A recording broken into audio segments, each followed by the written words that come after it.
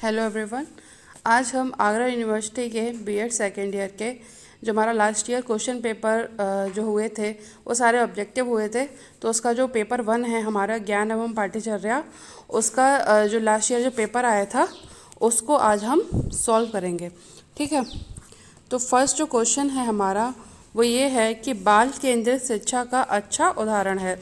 तो ऑप्शन है हमारे सरकारी प्राथमिक विद्यालय, जूनियर हाई स्कूल, विशिष्ट विद्यालय या किंडरगार्टन स्कूल।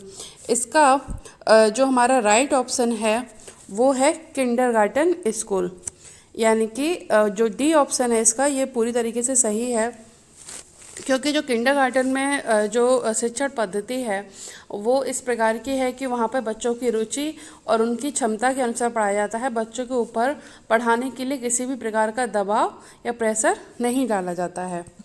इसके बाद है इसमें जो नोट पॉइंट है हमारे वो ये हैं कि बालक के मनोविज्ञान को समझते हुए शिक्षण की व्यवस्था करना तथा उसकी अधिगम संबंधी कठिनाइयों को दूर करना बाल केंद्रित शिक्षण कहलाता है। अर्थात बालक की रुचियों, प्रवृत्तियों तथा क्षमताओं को ध्यान में रखकर शिक्षा प्रदान करना ही बाल केंद्रित शिक्षा कहलाता है।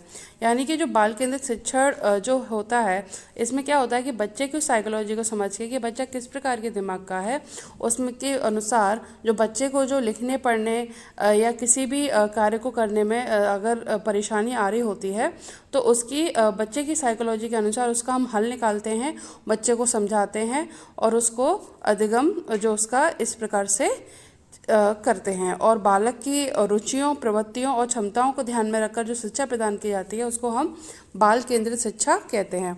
और जो बाल केंद्रित शिक्षा के और प्रगतिवादी शिक्षा के जो जनक थे वो हमारे जॉन डेवी थे। और जब भी ये क्वेश्चन अगर आता है कि बाल केंद्रित शिक्षा और प्रगतिवादी शिक्षा के जनक कौन थे, वो हमारे जॉन डेवी थे। ठीक है, इसके बाद जो हमारा प्रश्न है वो ये है कि SCERT यानी कि उत्तर प्रदेश SCERT जो है उसकी स्थापना कब हुई थी। तो इसकी जो स्थापना है जिसका ऑप्शन सी है यानी कि 1981, ये सही है कि जो SCERT उत्तर प्रदेश की जो स्थापना हुई थी वो 1981 में हुई थी। और इसमें जो हमारे नोट पॉइंट है उसमें पहला है जो SCERT की जो हमारी फुल फॉर्म होती है, कभी कभी फुल फॉर्म पूछ लेते हैं, इसकी जो फुल फॉर्म है वो है state council of education research and training. और जो SCERT के जो कार्य हैं वो क्या क्या हैं, एक तो टेट ऑर्गेनाइज कराना, जो यूपी टेट हमारा जो होता है वो SCERT ही ऑर्गेनाइज कराती है। दूसरा है developing syllabus, text books and teachers guide, यानी कि जो बच्चों का जो सिलेबस है, पाठ्य पुस्तकें हैं और जो टीचर्स के जो प्रशिक्षण कार्यक्रम जो होते हैं उनके लिए जो गाइड तैयार करना है ये भी SCERT करती है। और तीसरा इसका जो कार्य है granting affiliation to private institute for running BTC entity. BTC आजकल जिसको हम DLED बोलते हैं, ये जो हमारे प्राइवेट इंस्टीट्यूट जो होते हैं उनको जो अफिलिएशन जो है वो SCERT प्रोवाइड कराता है। ठीक है, इसके बाद जो हमारा प्रश्न है थर्ड प्रश्न है वो ये है कि DIET यानी कि डाइट किसके अधीन कार्य करता है। जो जिले स्तर पे है जो हम डाइट देखते हैं वो किसके अधीन कार्य करता है। जो हमारा डाइट जो होता है वो हमारा SCERT, यानी इसका जो इसका जो बी ऑप्शन है सही है कि जो हमारा डाइट है वो SCERT के अंतर्गत कार्य करता है। ठीक है, इसमें जो हमारे नोट पॉइंट हैं उनमें पहला है कि डाइट की जो हमारी फुल फॉर्म होती है वो ये होती है कि district institute of educational training, Hindi में जिला शिक्षा एवं प्रशिक्षण संस्थान। और जो डाइट की जो स्थापना हुई थी वो हमारी नेशनल जो पॉलिसी ऑफ एजुकेशन थी जो 1987 में कोठारी कमीशन के तहत हुई थी, और जो 1986 में जो NPE आई थी, और जो इसकी स्थापना जो हुई डाइट की वो अक्टूबर 1987 में जाके हुई थी। किसके तहत हुई थी ये NPE हमारी जो 1986 में जो कोठारी कमीशन के नाम से हम जानते हैं इसके तहत हुई थी। और जो हमारा डाइट का जो कार्य है वो ये है कि conduct training program to improve the quality of basic and secondary education and create desirable environment within the district to enroll more children of school going age। जो डाइट जो है वो टीचर्स के लिए प्रशिक्षण प्रोग्राम कराती है ताकि जो हमारी जो माध्यमिक और प्राइमरी स्तर पर जो शिक्षा का जो स्तर है, जो क्वालिटी है वो बनी रहे। और दूसरा, जितने भी हमारे ज़िले के अंदर जितने भी स्कूल गोइंग बच्चे हैं जिनकी एज स्कूल जाने की है, वो ज़्यादा से ज़्यादा बच्चे स्कूल पहुँचे, ये कार्य हमारा डाइट का होता है।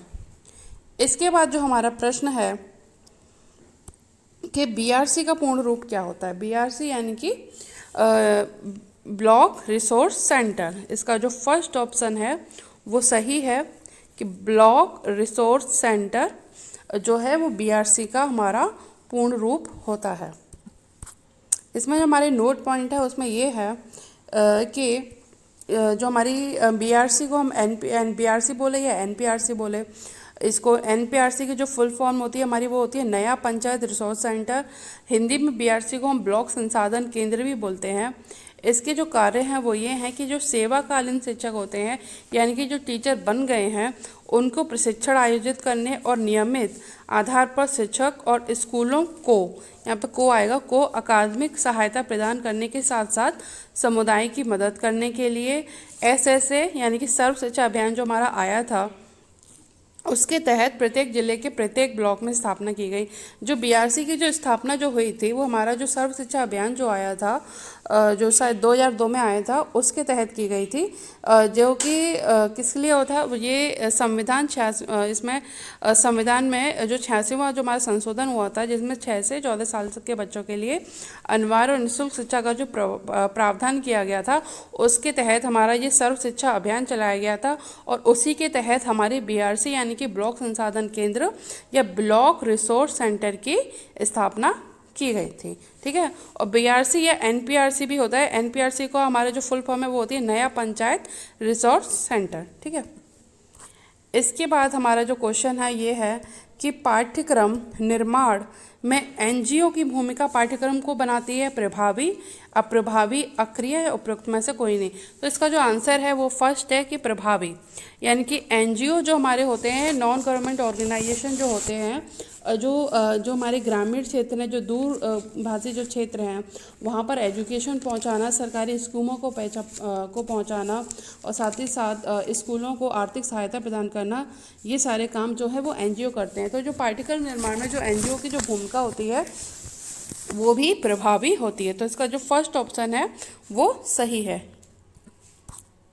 तो एनजीओ की जो फुल फॉर्म होती है वो नॉन गवर्नमेंट ऑर्गेनाइजेशंस होती है। उसके कार्य क्या होते हैं? सार्वजनिक या सरकारी शिक्षा तक छात्रों के लिए शैक्षिक पहुंच का प्रावधान, जो कहाँ पर, जो छोटे एवं ग्रामीण स्कूलों के लिए। ठीक है।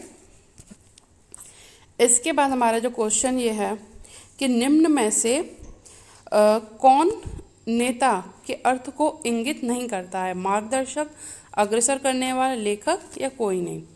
इसमें जो लेखक है वो नेता के अर्थ को इंगित नहीं करता, यानी कि लेखक हमारा अलग होता है। बाकी जो हमारा जो मार्गदर्शक यानी कि गाइड और जो अग्रसर करने वाला, ये सब नेता के अर्थ को इंगित करते हैं। तो इसमें जो हमारा सही ऑप्शन है वो है लेखक। ठीक है। इसके बाद हमारा क्वेश्चन है कि नेतृत्व की आवश्यकताएं हैं। तो पहला ऑप्शन है हमारा उद्देश्य निर्धारण करना, संगठित करना, समन्वय करना, उपरोक्त सभी। तो नेतृत्व में ये सारी जो ऊपर हमारे जो तीनों ऑप्शन दिए हैं ये सारी आवश्यकताएं आती हैं। इसके लिए इसका जो ऑप्शन है डी, उपरोक्त सभी, ये सही होगा। इसके बाद 8th है हमारा कि नेतृत्व संगठित समूह की क्रियाओं को प्रभावित करने की प्रक्रिया है। किसने कहा? यानी कि जो डेफिनेशन है ये नेतृत्व की, ये किसने दी है?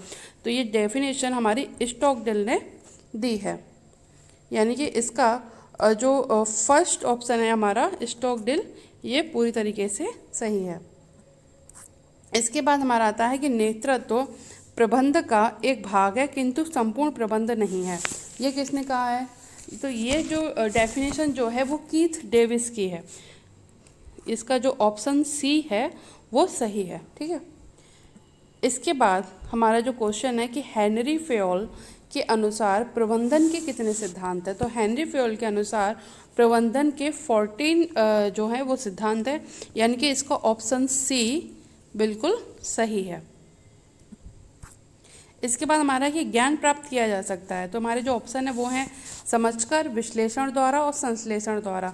जो ज्ञान जो है वो समझकर भी प्राप्त करते हैं हम, विश्लेषण द्वारा कोई विचार है या कोई वस्तु है उसको विश्लेषण करके, संश्लेषण करके, इन तीनों ही तरीकों से हम ज्ञान प्राप्त करते हैं। इसीलिए इसका जो ऑप्शन डी है वो पूरी तरीके से सही है, यानी कि उपरोक्त सभी के द्वारा हम ज्ञान प्राप्त करते हैं। ठीक है। इसके बाद है सूचना आधारित होती है। सूचना जो है हमारी आंकड़ों पर आधारित होती है, यानी कि जो डाटा हमारा जो होता है उसके आधार पर ही हमारी इन्फॉर्मेशन आधारित होती है। और इन्फॉर्मेशन वो नंबर्स में भी हो सकती है या वर्ड्स में भी हो सकती है। तो जो आंकड़े हमारे पास जो मौजूद होते हैं, सूचना उन्हीं पर आधारित होती है। तो इसका जो ऑप्शन बी है वो हमारा सही है। इसके बाद है कि ज्ञान का स्रोत कौन सा है, तो इसमें जो हमारे ऑप्शन है वो हैं इंद्रिय, अनुभव, तर्क और श्रुति। तो ये तीनों ही हमारे ज्ञान के स्रोत कहलाते हैं, कि मतलब जो ज्ञान प्राप्ति है वो हम इंद्रियों के अनुभव से भी करते हैं, जो तर्क शक्ति है हमारी उसके अनुसार भी, श्रुति यानी सुनने से। तो इन तीनों ही तरीके से हमारे ज्ञान प्राप्त होता है। इसीलिए इसका जो ऑप्शन डी है यानी कि उपरोक्त सभी, ये सही है। ठीक है। इसके बाद हमारा क्वेश्चन है कि कौन सी ज्ञान की प्रकृति है। ज्ञान की प्रकृति शक्ति है, सत्य है, मूल्य है। ये तीनों ही ज्ञान की प्रकृति में आती हैं, इसीलिए इसको भी ऑप्शन जो डी है वो सही है। ठीक है। इसके बाद है 15 कि मनुष्य की तीसरी आँख क्या है। बुद्धिमत्ता, सूचना, ज्ञान के कोई नहीं। तो इसमें जो इसका ऑप्शन सी है यानी कि ज्ञान, ज्ञान जो है वो मनुष्य की तीसरी आँख है। ठीक है। इसके बाद है कि अंतः प्रज्ञात्मक ज्ञान, यानी कि जो हमारी जो अंतः प्रज्ञात्मक ज्ञान होता है वो किस पर आधारित होता है। इंद्रियों पर आधारित होता है, तर्क पर आधारित होता है, कि विज्ञान पर आधारित होता है, या कोई नहीं। तो जो हमारा जो अंतः प्रज्ञात्मक जो ज्ञान होता है वो ना तो इंद्रियों पर आधारित होता है, ना वो तर्क पर आधारित होता है, ना ही वो विज्ञान पर आधारित होता है। इन तीनों में से ये किसी पर आधारित नहीं होता। जो हमारी अंतरात्मा से जो हमारी आवाज़ आती है उसके आधार पर जो हम निर्णय लेते हैं, या जो हम क्या अंतरात्मा से जो हम सीखते हैं अपने अनुभवों के आधार पर, उसको हम अंतः प्रज्ञात्मक ज्ञान कहते हैं, जिसको हम सिक्स सेंस भी बोलते हैं कॉमन वे में, कि मेरा सिक्स सेंस इस प्रकार से, मतलब मेरा जो सिक्स सेंस है वो ऐसे कह रहा है। तो ये जो हमारा सिक्स सेंस है यानी कि जो अंतः प्रज्ञात्मक ज्ञान है वो ना इंद्रियों पर आधारित होता है, ना तर्क पर, ना साइंस पर। तो इसका जो ऑप्शन डी है वो सही है। ठीक है। इसके बाद है कि अनुभववाद के अनुसार ज्ञान प्राप्ति के स्रोत क्या है। अनुभववाद जो है हमारा वो ज्ञानेंद्रियों के आधार पर ज्ञान प्राप्ति का सूत्र मानता है, यानी कि जिन चीज़ों को हम अनुभव करते हैं, अनुभव हम ज्ञानेंद्रियों के द्वारा ही करते हैं। हमारी जो आँख, का नाक, जो स्पर्श, जो हमारी ज्ञानेंद्रियाँ, इन्हीं के अनुसार हम अनुभव करते हैं। तो अनुभववाद के अनुसार जो ज्ञान प्राप्ति के जो स्रोत हैं वो हमारे ज्ञानेंद्रियाँ होती हैं। ठीक है। और जो अनुभववाद के जो जनक थे वो थे जॉन लॉक। कौन थे? John Locke. इसके बाद हमारा ऑप्शन है कि क्रियात्मक ज्ञान के विचारों पर आधारित है, यानी कि जो क्रियात्मक ज्ञान किसके विचारों पर आधारित है, ये जो है वो जॉन डेवी, जो भी इससे पहले भी हमने पढ़ा कि जो फर्स्ट क्वेश्चन था हमारा कि प्रगतिवादी जो शिक्षा है या क्रियात्मक ज्ञान है या जो प्रैग्मेटिक जो नॉलेज है, वो ये जो है वो सब जॉन डेवी, यानी कि इसका जो ऑप्शन सी है वो सही है। जो क्रियात्मक ज्ञान जो हमारा होता है वो जॉन डेवी के विचारों पर आधारित है। इसके बाद हमारा कि श्रीमद् भागवत गीता के अनुसार ज्ञान के कितने प्रकार हैं।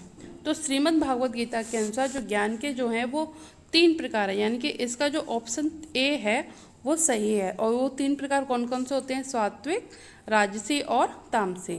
तो श्रीमद् भागवत के गीता के अनुसार हमारे ज्ञान के 3 प्रकार होते हैं। कौन कौन से? सात्विक, राजसी और तामसी। इसके बाद है कि श्रीमद् भागवत गीता में कितने अध्याय हैं। तो जो श्रीमद् भागवत गीता में जो अध्याय हैं वो 18 हैं, यानी कि इसका जो ऑप्शन बी है 18 अध्याय, ये सही है। और जो श्रीमद् गीता में जो हमारे जो अध्याय वो 18 हैं, और अगर श्लोक पूछता है तो श्लोक हमारे 760 हैं, यानी कि 18 अध्याय और 760 श्लोक हमारे श्रीमद् भागवत गीता में पाए जाते हैं। इसके बाद है कब, क्या, क्यों और कैसे पढ़ाया जाना चाहिए, मुख्य उद्देश्य है। ये जो उद्देश्य है ये शिक्षा मनोविज्ञान का है, यानी कि इसका जो ऑप्शन बी है शिक्षा मनोविज्ञान, ये सही है कि कब, क्या, क्यों और कैसे पढ़ाए जाने चाहिए, इन सभी प्रश्नों के जो उत्तर हैं वो हमारे शिक्षा मनोविज्ञान के अंतर्गत ही मिलते हैं। इसीलिए इसका जो ऑप्शन बी है यानी कि एजुकेशनल साइकोलॉजी वो पूरी तरीके से सही है, शिक्षा मनोविज्ञान। इसके बाद हमारा जो क्वेश्चन है वो ये है कि समाज का दर्पण है। जो समाज का जो दर्पण हमारा जो होता है वो विद्यालय होता है। कौन होता है? विद्यालय। ठीक है, तो इसका जो ऑप्शन सी है वो सही है। इसके बाद है कि परंपरागत व्यवस्था सिद्धांत आधारित होता है। जो हमारी जो क्लासिकल थ्योरी ऑफ ऑर्गेनाइजेशन जो है वो हमारी कार्य केंद्रित होती है, यानी कि ये जो थ्योरी है हमारी वो कार्य केंद्रित है, यानी इसका जो ऑप्शन बी बिल्कुल सही है, यानी कि जो परंपरागत व्यवस्था सिद्धांत है वो कार्य केंद्रित है। ऑप्शन बी इसका सही आंसर है। इसके बाद है कि प्रौढ़ शिक्षा एक उदाहरण है। जो प्रौढ़ जो शिक्षा जो होती है वो निरौपचारिक शिक्षा का उदाहरण है। ठीक है, किसका उदाहरण है? निरौपचारिक शिक्षा का। तो इसका ऑप्शन बी सही है। इसके बाद है कि कौन सा प्रशासन का प्रकार नहीं है। इसमें जो है वो प्रशासन के प्रकार जो प्रजातांत्रिक, प्राधिकृत, निरंकुश, ये तीनों ही प्रशासन के प्रकार होते हैं। इसका जो ऑप्शन डी है यानी कि निर्देशात्मक प्रशासन, ये प्रशासन का प्रकार नहीं होता है। ठीक है, इसके बाद हमारा जो है कि प्रशिक्षण में अनुशासन होता है। जो प्रशिक्षण में जो अनुशासन होता है वो कठोर होता है, यानी कि जो ट्रेनिंग में यानी अब आर्मी की ट्रेनिंग आप ले लीजिए या किसी भी प्रकार की आप ट्रेनिंग ले लीजिए, अनुशासन हमेशा कठोर ही होता है। तो इसका ऑप्शन ए सही है। ठीक है, इसके बाद है एक बालक का प्रथम शिक्षक कौन होता है। बालक का जो प्रथम शिक्षक वो हमेशा से माता ही होती है। तो इसका जो ऑप्शन सी है वो सही है। ठीक है, इसके बाद है संस्कृति बनी होती है। संस्कृति जो है संरक्षण से भी बनती है, यानी कि संस्कृति का संरक्षण रक्षा करने से और संप्रेषण यानी कि फैलाने से, तो इन दोनों ही चीज़ों से संस्कृति बनी होती है। इसीलिए इसका जो ऑप्शन सी है यानी कि ए तथा बी दोनों से ये पूरी तरीके से सही है कि संस्कृति संरक्षण और संप्रेषण दोनों से बनती है। इसलिए ऑप्शन सी ए तथा बी दोनों से ये सही है। ठीक है, इसके बाद है निम्न में से कौन एक सांस्कृतिक क्रिया नहीं है। इसमें सांस्कृतिक क्रिया नहीं है, नाटक, संगीत, नृत्य ये सब सांस्कृतिक क्रिया ही हमारे। तो जो राजनीतिक जो सभा होती है वो सांस्कृतिक क्रिया नहीं होती है। इसीलिए इसका जो ऑप्शन ए है राजनीतिक सभा ये पूरी तरीके से सही है। इसके बाद है कि शारीरिक शिक्षा का प्रशासन व संगठन के सिद्धांत पर आधारित होना चाहिए। जो शारीरिक शिक्षा का प्रशासन और संगठन जो होता है वो शिक्षण यानी कि टीचिंग के आधार पर होता है। उसका कारण ये होता है कि जो नीचे नोट पॉइंट में जो भी लिखा है कि जो the main goal of physical education is to make every child physically, mentally and emotionally strong, यानी कि जो मेन गोल जो होता है शारीरिक शिक्षा का, जो हमारा जो उद्देश्य होता है, प्रमुख उद्देश्य होता है वो होता है कि बच्चे को शारीरिक, मानसिक, भावनात्मक, संवेगात्मक सभी तरीकों से स्ट्रॉन्ग बनाया जाए, स्वस्थ बनाया जाए। इसीलिए शारीरिक शिक्षा का जो प्रशासन और संगठन होता है वो शिक्षण होता है, यानी कि टीचिंग के सिद्धांत पर आधारित होता है। इसके बाद हमारा ऑप्शन है कि कैटलिन ओहासी संबंधित है। जो कैटलिन ओहासी जो है वो जिम्नास्टिक है, यानी कि इसका जो ऑप्शन बी है वो सही है। ये जिम्नास्टिक कहाँ की है? ये कैटलिन मिशेल ओहासी, इनका जो पूरा नाम है वो ये है कैटलिन मिशेल ओहासी। ये अमेरिकन जिम्नास्टिक है। ठीक है, इसके बाद है कि किस अनुच्छेद में हिंदी को संघ की आधिकारिक भाषा घोषित किया गया है। हिंदी को जो अनुच्छेद 343 है, ये सब ज़्यादातर हम सब लोग जानते भी हैं। जो अनुच्छेद 343 है इसके तहत संघ की आधिकारिक भाषा घोषित किया है। और जो लिपि जो इसमें है वो है देवनागरी, यानी कि जो आधिकारिक जो लिपि है वो हिंदी की क्या है? देवनागरी। ठीक है, जिन फॉन्ट में हम हिंदी को लिखते हैं ये हमारी कौन सी लिपि है? ये देवनागरी लिपि है। ठीक है, इसके बाद जो क्वेश्चन है हमारा कि नागालैंड की आधिकारिक भाषा कौन सी है?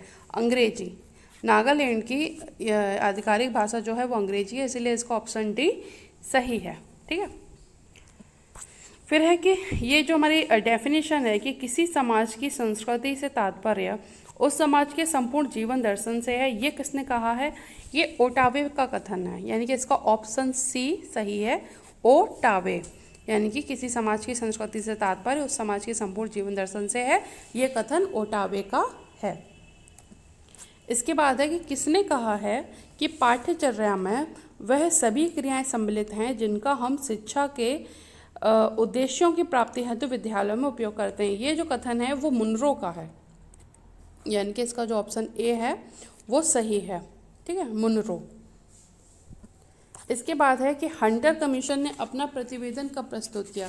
जो हंटर जो कमीशन जो था, जो लॉर्ड रिपन द्वारा 3 फरवरी 1882 में सर विलियम हंटर की अध्यक्षता में भारतीय शिक्षा आयोग की नियुक्ति की गई थी।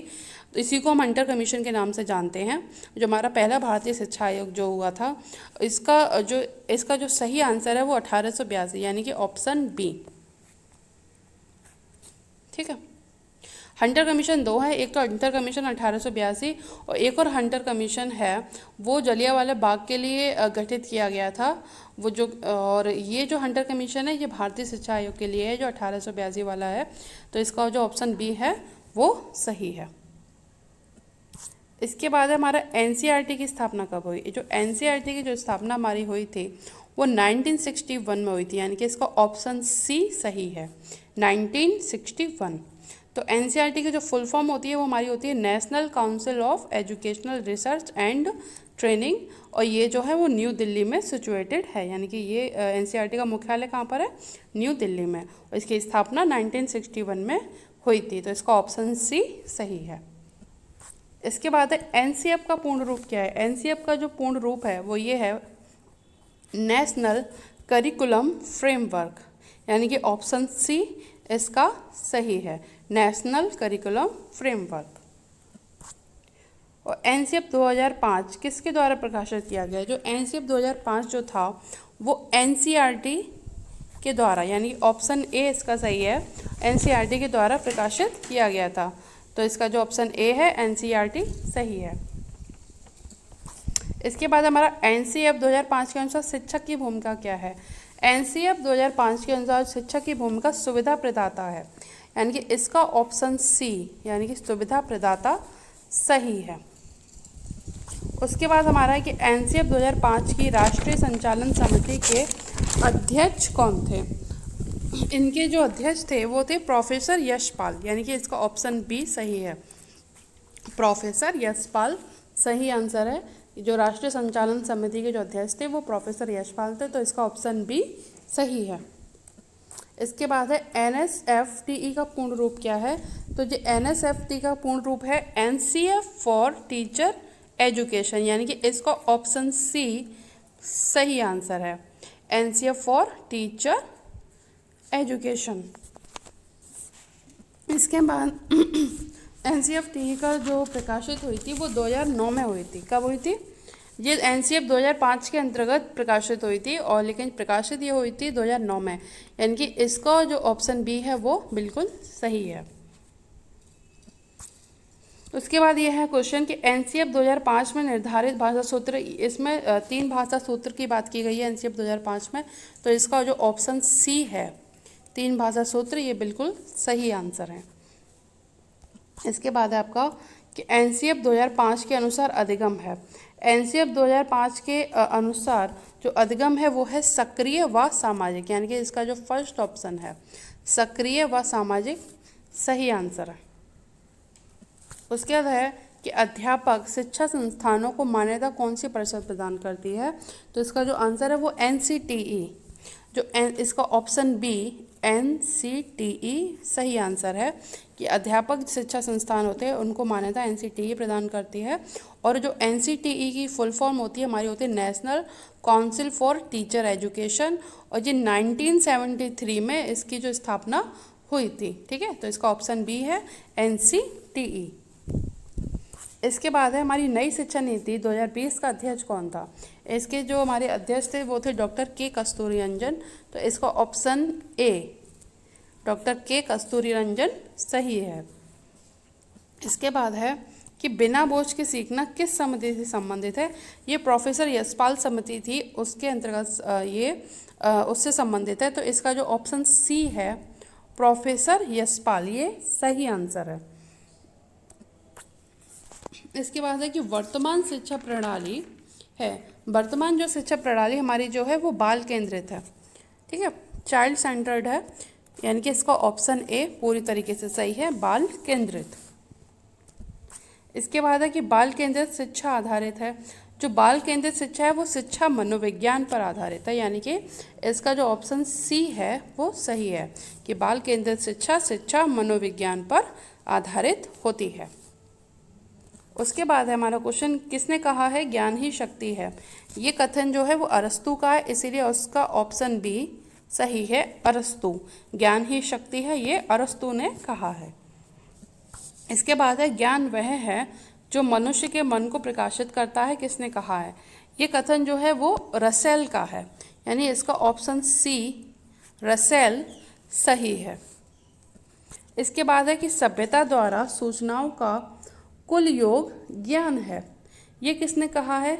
ये कथन विवेकानंद का है, यानी कि ऑप्शन सी इसका सही आंसर है। इसके बाद है किसने कहा ज्ञान सर्वोच्च सद्गुण है?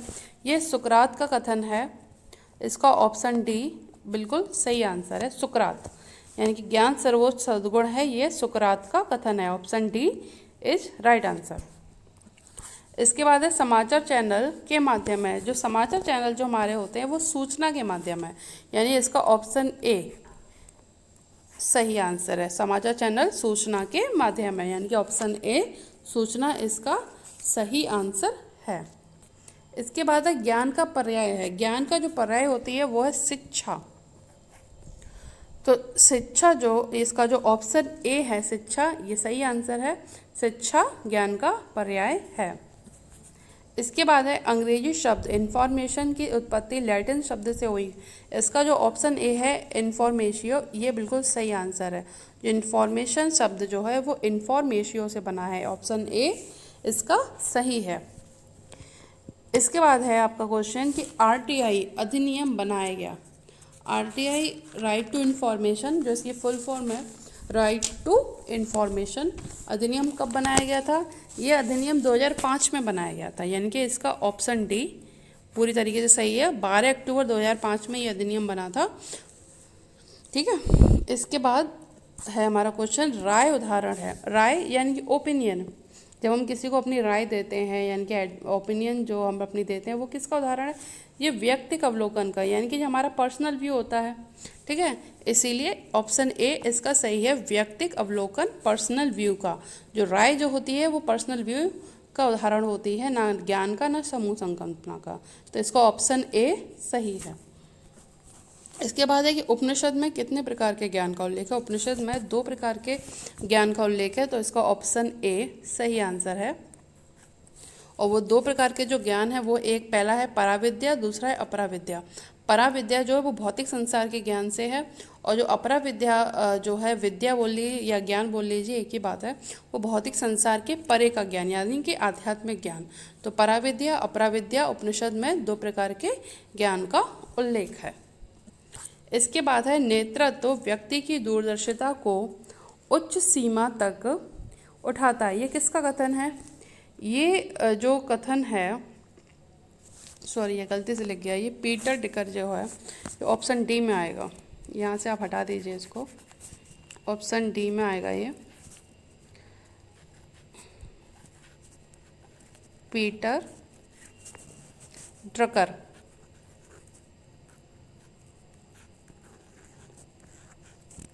इसका जो सही आंसर है वो पीटर ड्रकर है, ठीक है। मार्टिन इसका सी ऑप्शन में था, पीटर डिकर ऊपर लिख गया, ऑप्शन डी एक्चुअली नीचे आता पीटर डिकर। तो जो ये डेफिनेशन जो है कि नेतृत्व व्यक्ति की दूरदर्शिता को उच्च सीमा तक उठाता है, ये कथन पीटर ड्रकर का है, ठीक है, पीटर ड्रकर। इसके बाद हमारा ऑप्शन आता है कि निम्न में से कौन सा नेतृत्व का प्रकार है? जनतंत्रीय नेतृत्व, निरंकुश नेतृत्व, निर्बाधवादी नेतृत्व या सारे? ये जो सारे होते हैं ये हमारे सारे ही नेतृत्व के प्रकार है, इसीलिए जो इसका ऑप्शन डी है वो सही है, ऑल ऑफ द एबव, यानी कि सारे उपरोक्त सभी जनतंत्रीय नेतृत्व, निरंकुश, निर्बाधवादी, ये सब नेतृत्व के ही प्रकार होते हैं। इसके बाद है कि निम्न में से कौन सा नेतृत्व का सिद्धांत नहीं है? समूह प्रक्रिया सिद्धांत, जो ग्रुप प्रोसेस थ्योरी होती है वो नेतृत्व की नहीं होती है, ये अलग थ्योरी है, ठीक है। तो इसका ऑप्शन डी सही है कि समूह प्रक्रिया सिद्धांत नेतृत्व का सिद्धांत नहीं है, ठीक है। तो इसका ऑप्शन डी सही है, बाकी ऊपर के तीनों ये सभी नेतृत्व के सिद्धांत में आते हैं।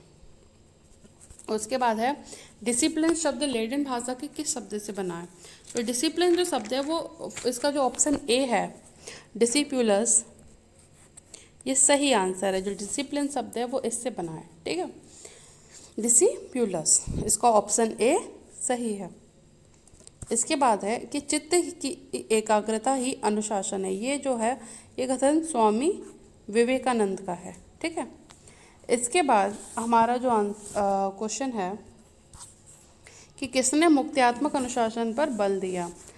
इसका जो सही आंसर है वो रूसो है, यानी ये option C is a right answer, Rousseau. मुक्त्यात्मक अनुशासन पर बल रूसो ने दिया था। रूसो जो थे वो प्रगतिवादी थे, वो सब हम जानते हैं। तो जो मुक्त्यात्मक अनुशासन पर जो बल था वो, सॉरी, रूसो जो थे वो प्रकृतिवादी थे। तो जो मुक्त्यात्मक अनुशासन पर जो बल जो है वो रूसो ने ही दिया था। तो जितने भी प्रकृतिवादी थे सभी जो मुक्त्यात्मक अनुशासन की ही बात करते हैं। उसके बाद हमारा आता है क्वेश्चन कि निम्न में से कौन अनुशासनहीनता का पारिवारिक कारण नहीं है? संविधान का उल्लंघन जो है वो पारिवारिक कारण नहीं हो सकता, इसीलिए इसका ऑप्शन सी सही आंसर है, ठीक है। ये पारिवारिक कारण नहीं हो सकता, इसीलिए संविधान का उल्लंघन, बाकी सारे ये परिवार के अंदर ही आते हैं। उसके बाद है हमारा शिक्षा को वाचस्पति के शब्द में कहा गया है, अथर्ववेद, ऑप्शन डी। अथर्ववेद में जो है वो शिक्षक को वाचस्पति कहा गया है, ठीक है। इसके बाद है हमारा ऑप्शन कि शिक्षक वास्तव में भविष्य का वास्तुशिल्पी है, किसने कहा है? ये जो है वो डॉक्टर जाकिर हुसैन का कथन है, यानी कि ऑप्शन डी इसका सही है, डॉक्टर जाकिर हुसैन, ठीक है। इसके बाद है कि निम्न में से कौन अध्यापक का नैतिक गुण नहीं है? नैतिक गुण नहीं है, ऑप्शन सी पक्षपातपूर्ण व्यवहार। जो टीचर जो होता है वो बच्चों के साथ पक्षपात नहीं कर सकता, इसीलिए इसका ऑप्शन सी सही है, पक्षपातपूर्ण व्यवहार अध्यापक का नैतिक गुण नहीं है। उसके बाद है निम्न में से कौन जवाबदेही का प्रकार नहीं है? जवाबदेही का प्रकार है मनोरंजन संबंधी जवाबदेही। ये हमारी जवाबदेही का कोई प्रकार नहीं होता, इसलिए इसका ऑप्शन बी सही है, मनोरंजन संबंधी जवाबदेही, ठीक है। इसके बाद है हमारा निम्न में से कौन सा दंड का प्रकार नहीं है? पुरस्कार, पुरस्कार किसी प्रकार का दंड नहीं होता, इसलिए इसको ऑप्शन बी पुरस्कार सही आंसर है, बाकी सब हमारे दंड होते हैं। उसके बाद है किस काल में कठोर दंड दिया जाता था? तो इसका जो ऑप्शन बी है मुस्लिम काल, मुस्लिम काल में ही कठोर दंड, जो मारना, बच्चे को मारना, पीटना, थप्पड़ मारना, ये सब जो शुरुआत हुई थी वो हमारे जो मध्यकालीन में जो मुस्लिम आए थे तभी ये शुरुआत हुई थी कठोर दंड की।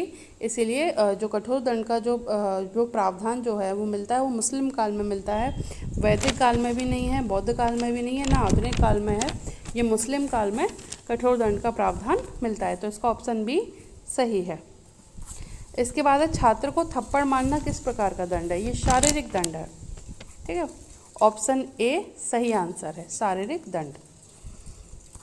इसके बाद है विद्यालय में गंभीर हिंसा के लिए किस प्रकार का दंड आवश्यक है? इसके लिए कानूनी, अब कोई बच्चा गन ले आए, यहाँ तो नहीं है लेकिन कई बच्चे होते हैं बहुत ज़्यादा, जो इसको हम असामाजिक तत्व बोलते हैं, इस प्रकार की जो गंभीर हिंसा है उसके लिए कानून का ही सहारा लेना पड़ता है, इसीलिए गंभीर हिंसा के लिए जो दंड है वो कानूनी है। इसके बाद हमारा आता है अधिकारवादी प्रशासन आधारित है। जो अधिकारवादी जो प्रशासन जो होता है वो किस पर आधारित होता है? वो अधिनायकत्व, यानी कि डिक्टेटरशिप, मतलब जो नेतृत्व, जो प्रशासन जो अधिकारवादी है उसमें क्या होता है, एक ही व्यक्ति होता है सबके ऊपर और वो डिक्टेटरशिप चलाता है, मतलब सब पर अपनी मनमर्जी चलाता है, वो और किसी की नहीं सुनता, इसीलिए ये अधिनायकत्ववादी है। इसका जो ऑप्शन सी है अधिनायकत्व, ये सही आंसर है। इसके बाद है प्रशासन की मुख्य विशेषता है। प्रशासन की जो मुख्य विशेषता है वो है हमारा समन्वय बना लेना, यानी कि आपका संगठन ले लिया, आपने निर्णय भी ले लिया, संप्रेषण भी हो गया, लेकिन अगर आप समन्वय नहीं बना पाते लोगों में तो आपका काम नहीं चलेगा। तो प्रशासन की जो हमारी मुख्य विशेषता है वो है कोऑर्डिनेशन बनाना, यानी कि समन्वय बनाना। इसके बाद है कि SNEE की फुल फॉर्म क्या होती है। इसकी जो फुल फॉर्म होती है वो शेड्यूल ऑफ न्यू एंट्री। तो इसका जो ऑप्शन डी है वो सही है, schedule of new entry, option D. ठीक है। इसके बाद है कि शिक्षक के विकास का समन्वयन, उद्दीपन और निर्देशन उद्देश्य है। ये जो उद्देश्य है वो है निरीक्षण का, निरीक्षण यानी इंस्पेक्शन। ठीक है, तो इसका ऑप्शन ए सही है, निरीक्षण। ठीक है, ऑप्शन ए निरीक्षण।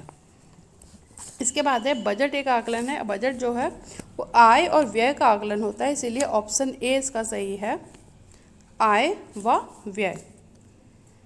इसके बाद है कि पाठ्यक्रम अनुदेशनात्मक सामग्री प्रस्तुत करता है। ये कथन किसका है? ये कथन जो है वो स्मिथ का है, ऑप्शन डी स्मिथ। इसके बाद है पाठ्यक्रम मूल्यांकन का व्यवहारिक उद्देश्य प्रतिमान प्रस्तुत किया। जो ये प्रतिमान जो है वो टेलर ने दिया था। ठीक है, इसका ऑप्शन बी टेलर सही आंसर है। ठीक है। इसके बाद हमारा जो क्वेश्चन है, पाठ्यक्रम की प्रभावशीलता निर्धारित होती है, वो निर्धारित होती है हमारी मूल्यांकन से। ठीक है, मूल्यांकन ही नहीं होगा तो हमें पता ही नहीं लगेगा कि बच्चे किस प्रकार से सीखे या उन्होंने कहाँ तक सीखा। इसीलिए जो पाठ्यक्रम की जो प्रभावशीलता है वो मूल्यांकन के द्वारा निर्धारित होती है, इसलिए इसका ऑप्शन ए सही है। इसके बाद है पाठ्यक्रम का अवयव नहीं है। पाठ्यक्रम का जो अवयव नहीं है वो है प्रारूप। प्रारूप यानी कि डिजाइन, ऑप्शन बी इसका सही आंसर है। प्रारूप जो है वो पाठ्यक्रम का अवयव में नहीं आता है। ठीक है। उसके बाद है पाठ्यक्रम के कितने मूल अवयव होते हैं? वो होते हैं 4, तो इसका ऑप्शन बी यानी कि 4 सही आंसर है। ठीक है। इसके बाद है कि व्यक्तिगत भिन्नताओं के प्रकार है। व्यक्ति भिन्नताओं के प्रकार ये सारे ही होते हैं, मानसिक, शारीरिक, भावनात्मक, इन तीनों ही स्तर पर व्यक्तियों में भिन्नताएं पाई जाती हैं, इसके लिए इसका ऑप्शन डी सही आंसर है। ठीक है। इसके बाद है कि पाठ्यक्रम विकास उपरांत विषय वस्तु में सुधार हेतु मूल्यांकन कहलाता है। पाठ्यक्रम विकास उपरांत यानी कि जब करिकुलम जब ख़त्म हो जाए उसके बाद मूल्यांकन वो कहलाता है समेटिव एवेल्यूशन यानी कि योगात्मक मूल्यांकन। तो इसका जो फर्स्ट आंसर है समेटिव वैल्यूएशन यानी कि योगात्मक मूल्यांकन, वो सही आंसर है, ऑप्शन ए इसका सही है।